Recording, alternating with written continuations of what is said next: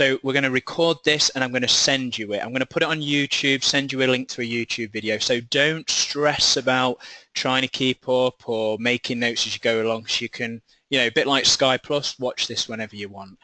I'll also send you a sort of a one-sheet wonder, so one page in Word, not going through every single detail of everything, but kind of the key points of, what I'm going to talk about, so it can kind of give you a bit of a pointer.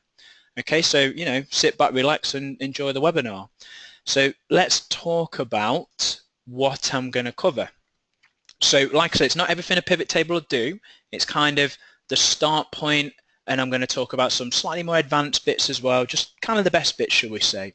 So first of all, we're going to look at a practical way to understand pivot tables. So I'm going to talk about what the source data should look like. We're going to talk about how we drag and drop the information into our pivot table, and not should we say a scientific way, but something that works for me, because I have to think of things in simple terms for them to make sense to me. So I'll go through how it makes sense to me.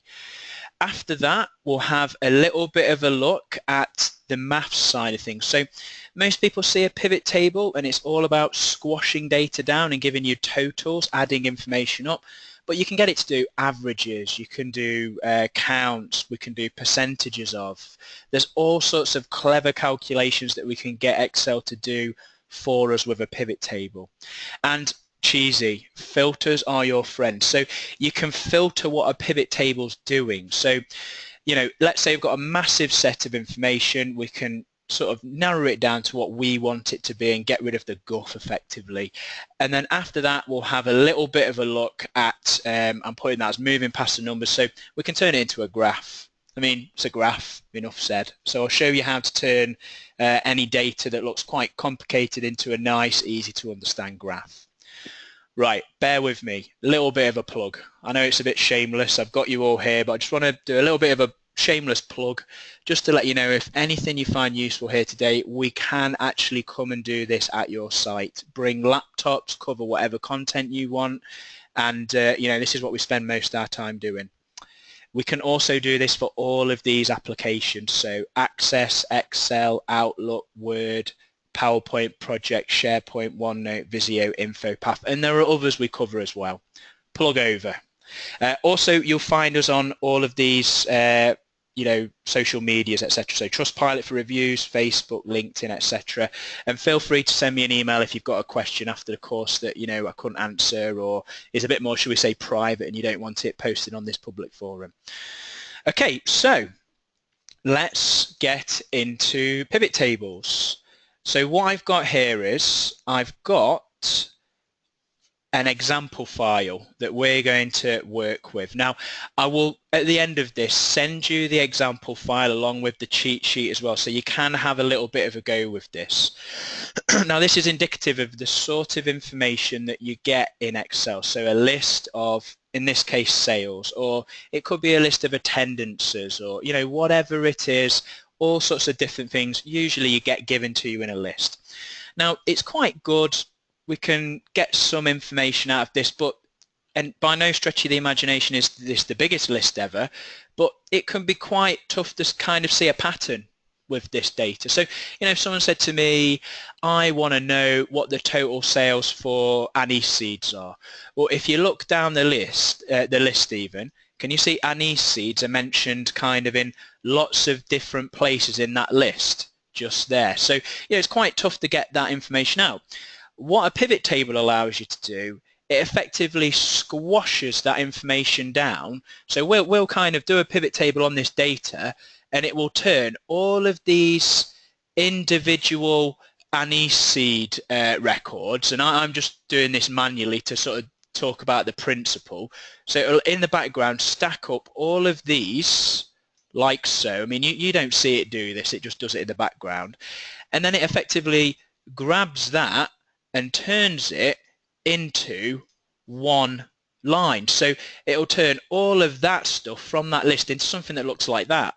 But it'll do the same for basil leaf, chives, cloves, so on and so forth. So it's called pivot table, but really, if I'd have come up with it, I'd have called it squash data, because that's what it does. It squashes your data. It's like you're sitting on top of your list and turning it into a summarized version of the report.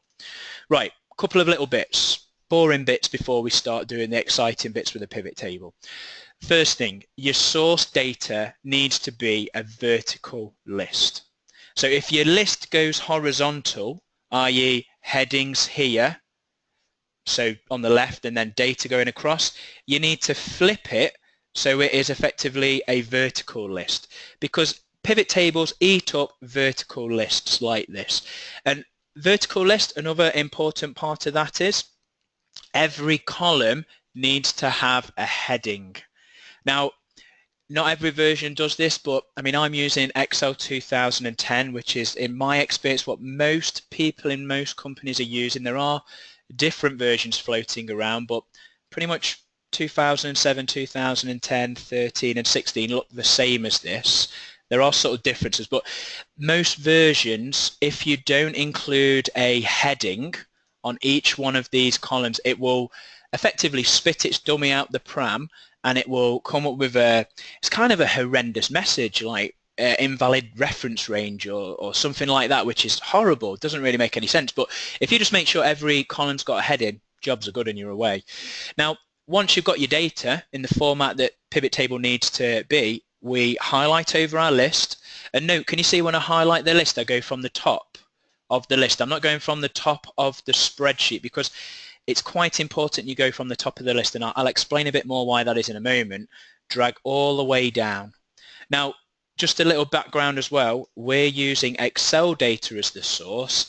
If you're a lot slicker than I'm being here, you can actually pull this information straight from a database system, so like SAP or Navision or whatever you're using. Depends on the vendor and whether they've set that up for you, but you can use data other than you know, Excel data.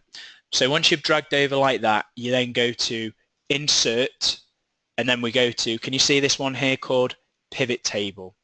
Now, after a moment, can you see here it pops this up? Now, this is where do you want to grab the data from? Where do you want to put the resultant pivot table? So can you see here, choose data that you want to analyze in a pivot table. Can you see here, this is actually picking up all of this information.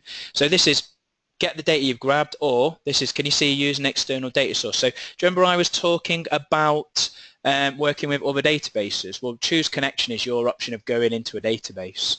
This bit here is, can you see, choose where you want the pivot table report to be placed, new worksheet or existing worksheet. So look, existing worksheet, plonk it there, or new worksheet. When I click OK, it'll go through to a new worksheet. Now just bear with me one moment, because I think I've just had a question. So Chris has asked, when creating a pivot table, how does it handle merged cell data? Will it generate an error or will it make allowances? I'll be completely honest with you, I always avoid using merged cell data. I would imagine it's going to create an error for you, especially if, let's talk about where it could be merged. So I know I'm backtracking here a little bit. Let's talk about the source data.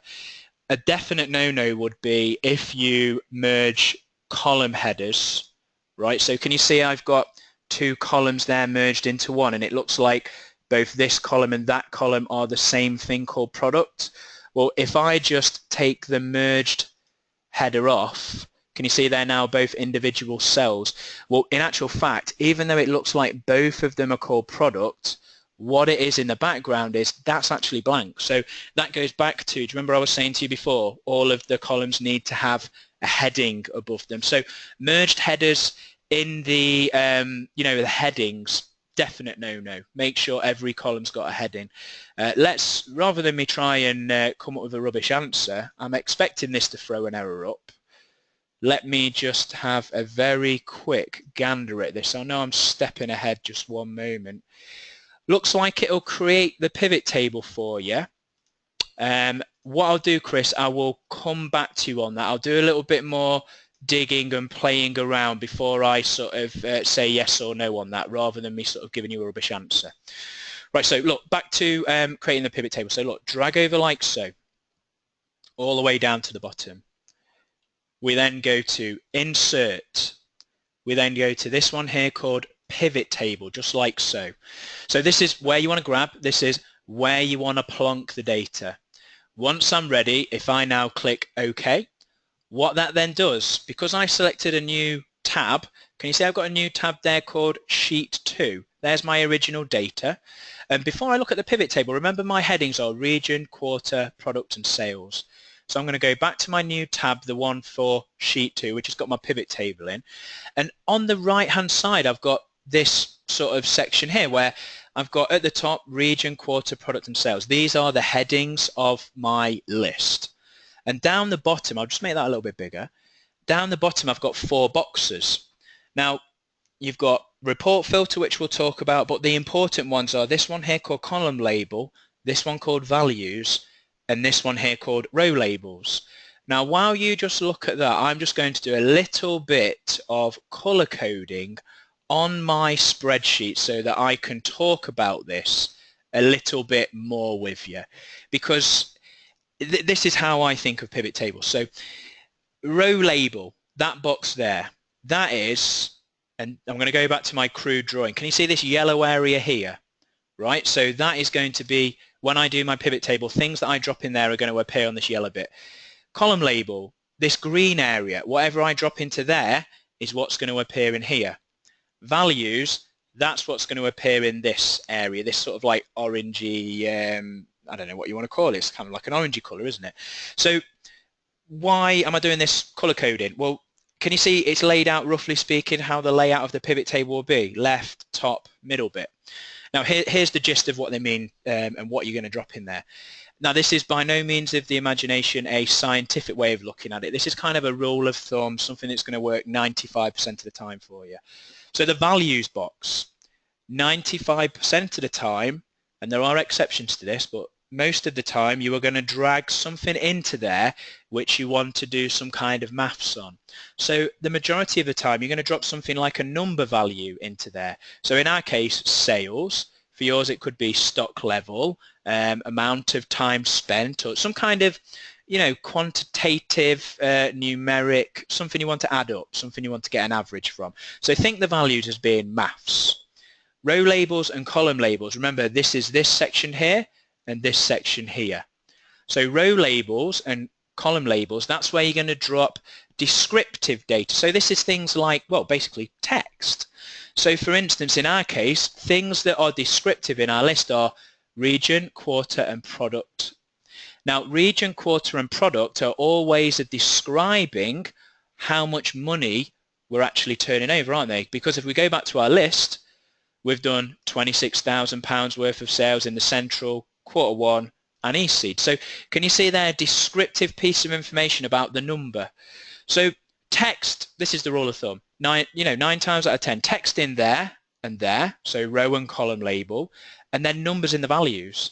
And really beyond that, it's a matter of having a bit of a play around with it until it looks how you want. Now, I'll come back to the report filter in a bit. I'm not ignoring that. I will come back to that because that's a really good thing. So let me show you the gist. Dead easy. Grab product. I'm going to drop it into the row labels. And let me just get rid of my little art competition bit. Let me just zoom in so you can see this a bit better. So I've dropped product into the row label. I end up with one of every single product. Can you see that? Anise seed, basil leaf, cassia chives.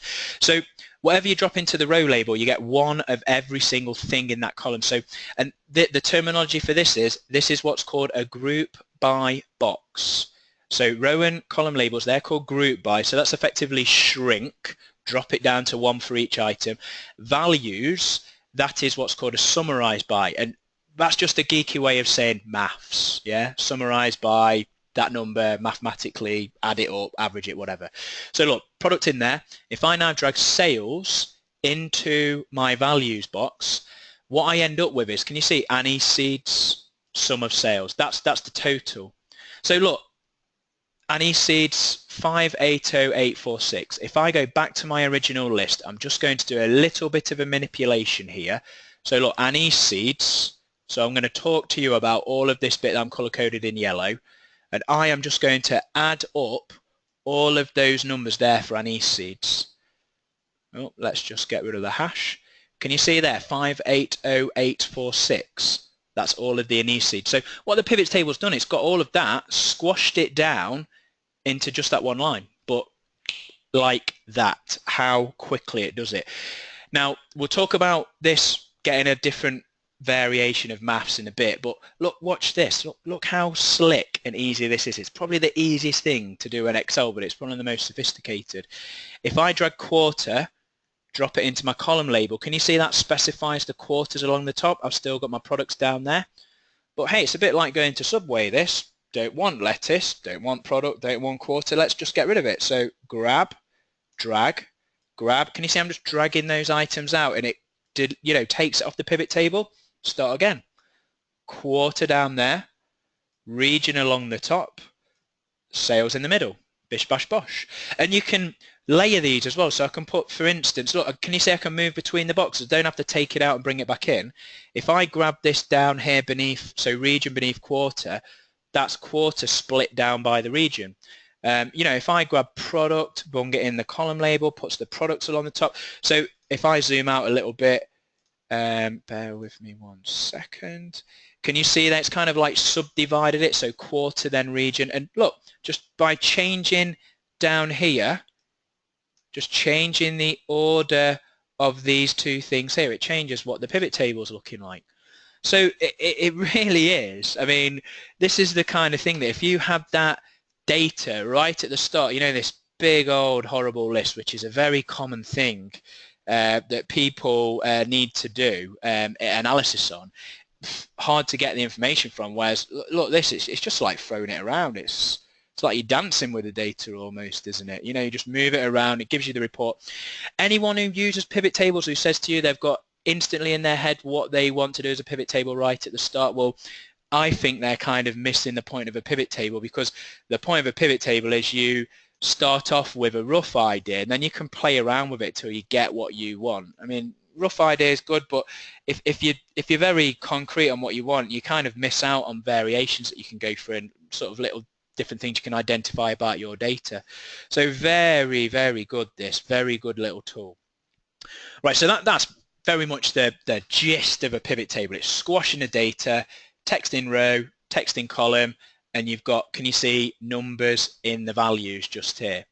Okay, now what you can also do, and we will come back to this report filter, is, can you see this one here called values? Okay, so in values, what you've got is a little pop down arrow here against sum of sales.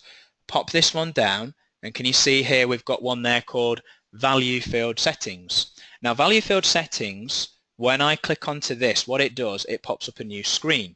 Now this new screen gives you all of the different types of maths that you might want to be able to do. So I've got sum, count, average, max, min. Now by default, if your column only contains numbers, right, what you can do is you can be fairly certain that when you drag your sales in there, it's going to sum it. But sometimes it might do a count, so you've kind of got to watch out for what this actually says there. But you can very quickly and easily change it. So look, if I pop the arrow down, value field settings, instead of sum, I'm going to go for an average, click OK. So can you see there, it gives you an average. So now what it's doing is it's averaging those figures for that product for that quarter. And again, look, if you move these around, it's still an average, but it's changing how it's displaying that average. Okay, so you can really quickly and easily change what you're doing. And, the most people are going to want is usually sum down to min, but there are some statistical functions around variation and standard deviation if you want to go a little bit further. Unfortunately, I didn't do a maths degree or go further on statistics at A-level, so I'm not the best to comment on them, but most people, in my opinion, find these probably the best, to be fair, in terms of what they want to go for. So you can change it to whatever you want.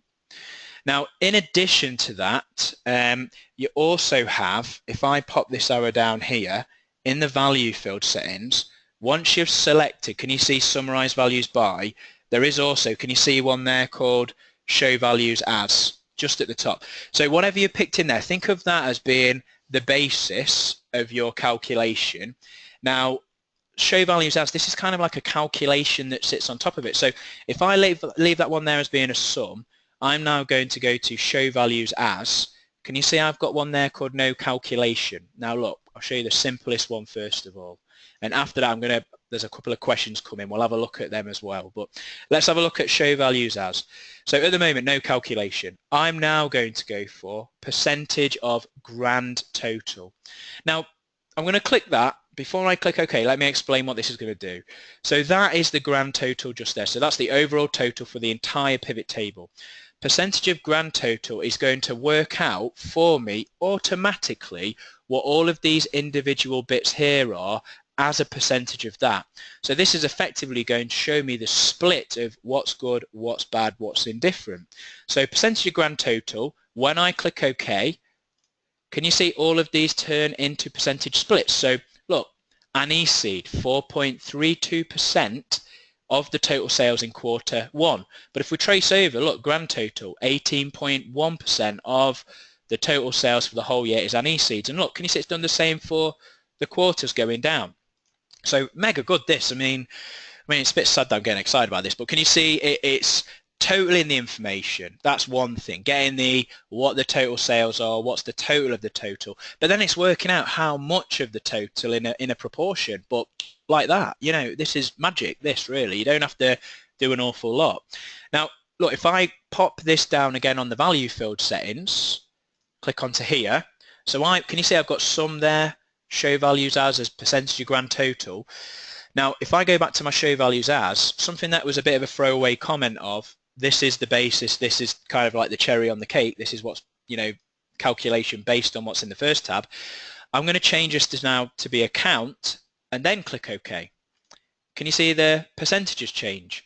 Reason why this is because what this is now doing is it's doing a percentage of grand total, and the grand total is based on account. So if I show you now, if I take the calculation off, so I'm just going to go into show values as, no calculation, and then click OK. So this turns to account. So because this is dummy data, there's 5 of each apart from, can you see Cassia where there's 4? So look, 99 things in the list. So 5 cloves sales in Q1. If I now go and turn that into a percentage of, well, that's 5.05% of the transaction total. And you know, we can do this with average, max, min, and use the percentage of grand total. But if you look here, there's loads of other ones. Okay, let me show you one more and we'll have a look at those questions. So let's just have a quick look at, let's go for difference from. Here's quite a good one. Quite a lot of the time, you know, we're having to compare things. So look, if I go for difference from, and I'm going to make this a sum as well. So sum is my basis, difference from. Now once I've done difference from, can you see here it gives me 2 new boxes? I've got base field, base item. Base field, right, you've got to pick in here something which is visible on the pivot table. So I'm going to go for product. So base field is kind of like the general area that you want to use the comparison with. Base item is what you want to compare. So if I say, let's pick one, let's go for Cassia, right? So because I've done difference from product Cassia, and then I click OK, Cassia goes blank, because that's kind of like your yardstick. That's what you're comparing everything else to. Now, this is now telling me, well, it looks like Cassia is my best-selling product looking at this. Basil leaf in Q1 is that much down from Cassia in Q1. Anise seed is that much down from Cassia in Q2. Now, if I go back in, let's go value field settings. I'm going to go to show values as. Let's go for a different product. So let's go for, I'll go for anise seeds this time. So you see a bit more of a difference. Click OK. So look, anise seed has gone blank. You know, anise seed looks like it's probably the second best product with, well, no, actually third worst product we've got. So can you see here we've got a blank line, and if we take, look, basil leaf, that's the, you know, underperforming based on anise seed sales. Can you see that's how much down basil leaf is from there? Cassia is that much up, can you see, from anise seed. So can you see it's like positives and negatives per quarter? And look, again, let me go back to this.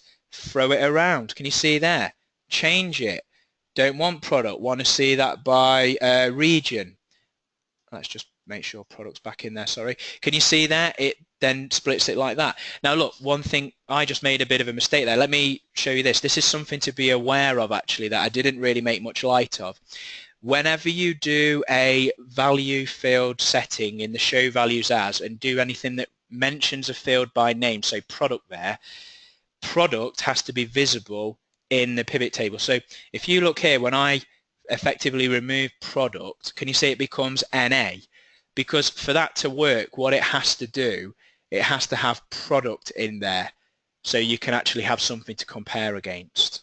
Okay, so look, loads of stuff you can do in here, and by no stretch of the imagination am I showing you everything here. Look, you've got percentage of parent row, running total in, rank smallest to largest, all sorts of different things that we can change about how that pivot table rolls.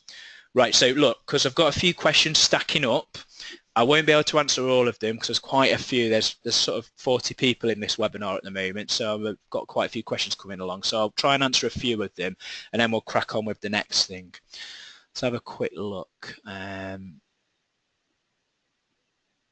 have a quick. Can you right? Right. So we've got a few people asking about can you base a pivot table over more than one sheet? So if your data split over more than one tab. In a previous version, and this might still be there, I will look at this and send you this on the email in part of the cheat sheet once I dig it out. There used to be something called consolidate multiple data ranges for your pivot tables, but it was a little bit funky how it worked. I'm not sure if it's still in this version. I will look at that and come back to you. One definite way you could solve that would be to actually affect it, and it's a bit of a bodge job, but is, you know, combine your data together, you know, stack one list on top of the other. So what we're talking about is effectively people are saying, what happens if I've got, I don't know, Jan, not Jane, Jan, let's go for Feb sales. So you effectively want to consolidate those two sets of data there. Now look, what I'll do, I'll have a little bit, I don't want to do this now because we've only got sort of 10 minutes or so of the webinar, and it's kind of, I'll have to have a little bit of a play around and come back to you. But there was something that allowed you to do that, but I will come back to you on that. But what you could do, very simple thing, is grab the data and then stack it beneath or on top. And you could also as well do a macro to do that as well, and stack your data one on top of the other. But let me come back to you on that one. Let's have a look, see if there's anything else. What if you move some values into column fields? So, right, Imran has asked, what happens if you move effectively your numbers into your column fields? Right, so this is a really good question, and I didn't really show you this. I kind of implied this by saying numbers in there, text in there. So let me show you what happens, and it's quite funky actually what happens, and sometimes it can be useful, but majority of the times it's not. If I drag my sales into my row labels, can you say I end up with every single permutation of sales value? So rather than me ending up with a nice little tight pivot table, it's lots of different figures, you know, sort of spread out down that list. Now, there are some times you might want to do that for like checking duplicates in batch numbers, or, you know, something along those lines, because then if I drag in, say, region, because that's text-based, it's going to count. Can you see they're all one? And we'll get down here, there's, you know, 40,242. There's two instances of that, but it's less likely that you're going to want to do that. So effectively what it's doing the same as what it does with the text, because there's repetition in the text, it squashes it down nice and neat. But if you drag sales into there, can you see every single variation of sales value? Another thing along those lines, different to what Imran's asking, but if I go back to my region, if you've got someone that's typed into your list and spelled east 4 different ways, or they've put north and north.east or northeast, well, you're going to end up with all of those variations of whatever's been typed into that. So different to what Imran was asking, but very similar thing. If you don't have consistency of your data, you end up with lots of variations of effectively the same thing. Right, okay, so look, I'm going to crack on with the next thing. I think there are a couple of little bits and bobs in the questions that I've kind of missed. I'll try and do a bit of a round robin at the end of ones I've missed there, but in the interest of showing you the next couple of bits, I want to crack on and show you a bit more with this. Next thing I'm going to talk about is filters. right? So in my filter, so what I mean by this, let me show you here. I'm going to put products, I'm going to put quarters, I'm going to put sales in there. And I'm going to, even though I say filters, I'm going to ignore this one for now. What you get automatically when you've done your pivot table is column labels, row labels, these little pop down arrows. Pop the arrow down. These are filters. So what this allows me to do is, don't want that. Untick it. Can you see? Get rid of what you don't want to see. Once you're ready, click OK. Can you see? Disappears. Now you do these on a column or a row basis. Can you see individually? It filters the pivot table down. Quite slick as well, because can you see all of the totals automatically adjust? So it does adjust what you're looking at in the pivot table. So it's very good, this. But with these, they're useful, but it's kind of applying it, can you see, to just the column, just the row. That's where the report filter comes in. Now the report filter, I'm going to drag region because I've not used this. I'm going to drop it into the report filter just there. I end up with, can you see just here, region at the top as a filter.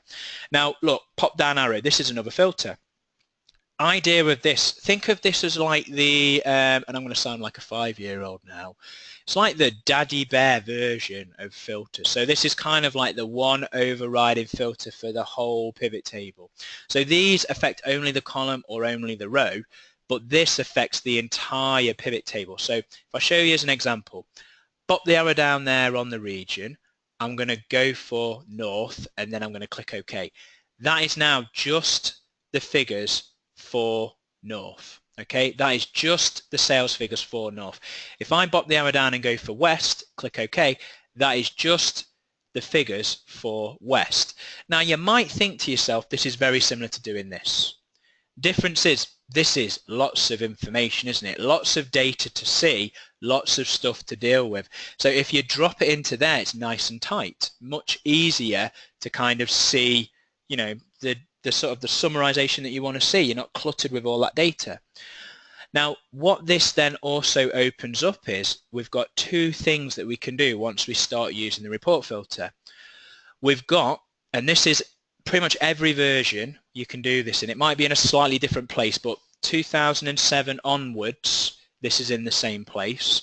We click into the pivot table, and in fact, before I do this, I'm just going to get rid of one of my tabs just here. So we click into the pivot table, we go to options. Now this is Microsoft sending you on a bit of a wild goose chase. There's a button there called options and there's a downward pointing arrow just to the right of it. If I pop that down, can you see I've got one there called show report filter pages? Very fiddly, very hard to get to, but worth it. So what show report filter pages does, it's going to, based on the fact that I've got region in my report filter, so when I click onto there, can you see it says show all report filter pages of region? When I click OK, it's going to give me one tab along the bottom for every single region that is in that pivot table. So we're going to have like north tab, south tab, east tab, west tab, so on. But it's going to put a pivot table in each one of those tabs and it's going to filter the pivot table to that region. So this is mega good for producing reports. If you look here, once I'm ready, click OK. Can you see central, east, north, south, west? So it's created all of these tabs for you. Can you see central, filtered to central, east, filtered to east, north, filtered to north. So really good for creating these reports. And if I go back to the original, don't want to do it by region, let's just pop region down there. And one thing to mention about the report filter, can you see you can only have a column header in one of these at any one time? So can you see if I move region from report filter into the row label, it's no longer in the report filter, it's a one-shot deal this. But I'm going to drop product into there. So I'm keeping my central, east, north, south, west there. But now I'm going to go back to options, pop the arrow down, show report filter pages. Can you see show all report filter pages of product? Click OK. Look, we've still got central, east, east, north, south, west, but look, anise seed, basil leaf, chives, cloves, etc. So this is so good for kind of, and I'm going to get rid of them now just for ease of seeing on the screen, but this is so good for creating management reports or some kind of reporting pack that you need to do. Now, another thing we can do when we start using these filters. So that was something that all versions do, right? Might be in a slightly different version, but they all slightly different place in 2003 and 2000. But in my experience, most people are on 2007 or on, and in 2007 or on, it's usually always options, pop the arrow down, show report filter pages. Now, look here. For some of you, here's kind of something you could have won, depending on what version you're in. As long as you're in Excel 2010 or onwards, you've got what I'm going to show you now. So what I'm going to show you now is something called slicers. Now, slicers are a way of turning these fiddly little filter buttons into something a little bit easier to use. So what we do, click into the pivot table, go to options, click onto this one here, can you see, called insert slicer. All of these are the headings within my pivot table. So look, region, quarter, and product. They're the things that I want a slicer for. Just for fun, I'll put sales in there, and you'll see why this is a bit rubbish. But once I'm ready, if I now click OK. So what it's done, these are buttons. I'm going to zoom out ever so slightly so we can see a bit more. So if I move this here like so, these are all buttons, and these buttons refer to effectively the filters that I was just playing around with. So rather than me having to mess around with this, I can now go, I want anise seeds in East, quarter 3. Can you see the pivot table then automatically changes? You can tick these and it unfilters all of it. Can you see pops it all back in? You can also use your control key to multi-select, and your shift key as well will work. So click on one, hold the shift key down, click on the last one, or click, hold your control key down. Can you see, click on the individual ones you want? Now, do you remember I was saying to you, I mean, this is really good stuff, but let's talk about the sales. Can you see, I mean, this is rubbish, isn't it? Look at that. What this is doing, this is pick an individual sales value that you want to go for, because it's not doing any kind of like squashing it down into something that's summarized. It's, you know, 46,343. That's the sale that we're talking about. Now, you know, that could be useful in some applications, but tends to be you're more going to want something where it's between two values rather than, you know, the clicking individual, you know, transaction values effectively. So it's more likely you're going to build this using, you know, when we go insert slicer, things that are in the column, row, or report filter sections, if I'm honest with you.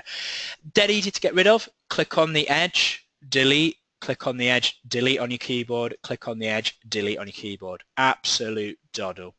Right, I've got one more thing to show you, which is graphs. I'll have a quick run over any questions as well, so bear with me for another 5 minutes or so. I know I'm sort of getting close to the wire on the time, but stick with me. We're just going to have a look at graphs, and I'll just have a try and mop up any more questions. So if you look at this, producing a graph. This is the easiest graph you'll ever get in Excel. It's mega. Normal graphs are a bit of a faff to get the data right, and you have to play around with them. They've really thought about this, and to be honest, some of the stuff in this version about graphs in pivot tables goes into later versions of Excel for normal graphs. So I think they've kind of learned from pivot graphs a little bit. So look here, what we do, click anywhere inside the pivot table. At the top I go to where it says options just here, and I've got one here, can you see, called pivot chart.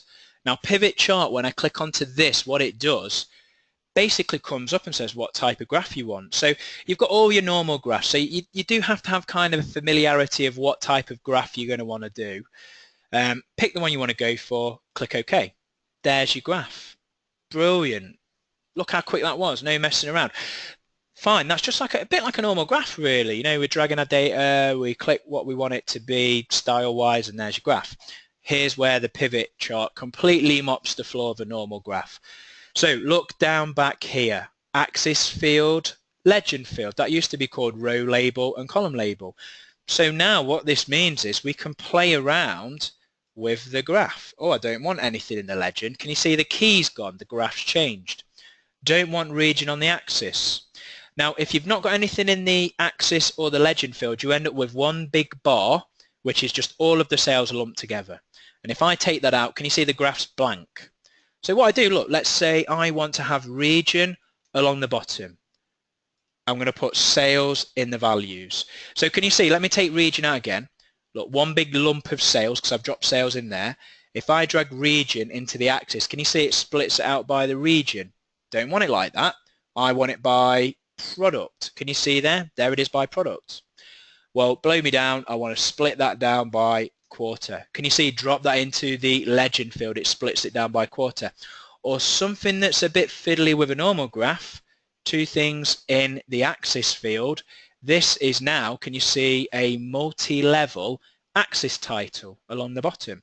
But don't want it like that, drag it out, drop it, do it again, manipulate it, do whatever you want. Now with a normal graph, you'd have to change the source data, play around with it, manipulate it, fiddle until you get it right, and it's a proper faff. Whereas this, drag, drag, drop, done. You know, you're not having to mess around too much.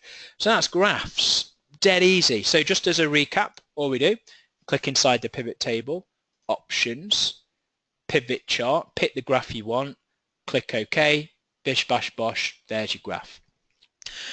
So can you, I mean, look, I hope I don't need to persuade you anymore. Pivot tables are mega. There's a lot you can do with them, especially if you're dealing with lots of data. It's a really quick way of squashing information. And if you don't take anything else away from this, just keep in your head, text in the legend, text in the axis, do apologize, let's come out to be a pivot table, text in the row, text in the column, so descriptive information there and there, numbers in the values, and you're not far wrong, to be fair, after that. Right, so look, I'm just going to have a quick look through, see if there are any other questions I can answer on the fly, and then I'm going to end this in a moment. But just to remind you, I'll send you a link to a YouTube version of this. That'll probably take me about an hour because it takes time to turn it into a video and upload it. And I'll also send you a one-page cheat sheet, and I'll try and include anything that I've missed question-wise. I might have to disappoint some of you because I've got other things to do the rest of the day, but I'll try my best to answer as many of them as I can. But let's just see if I can pick one off from the list of questions. So, right, here we go.